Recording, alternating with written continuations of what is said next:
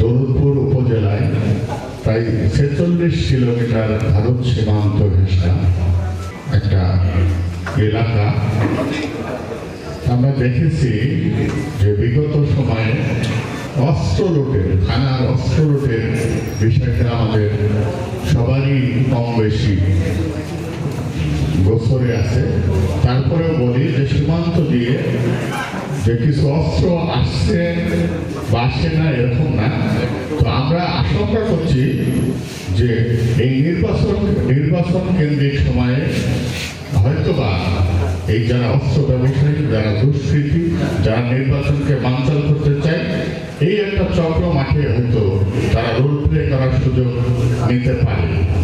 আমি এসপি মহোদয়ের দৃষ্টি আকর্ষণ করে বলতে চাই, তাদের বিষয়ে আপনাদের কি পদক্ষেপ নেওয়ার উদ্যোগ গ্রহণ করছেন সুনির্দিষ্টভাবে জানাবেন, যে এই ধরনের অস্ত্র ব্যবসায়ী যারা আগামী দিন ভোটে তারা রোল প্লে করার সুযোগ পেতে পারে বা সুযোগ নিতে পারে, আপনার কাছে সুনির্দিষ্টভাবে এটা জানতে চাচ্ছি। ধন্যবাদ।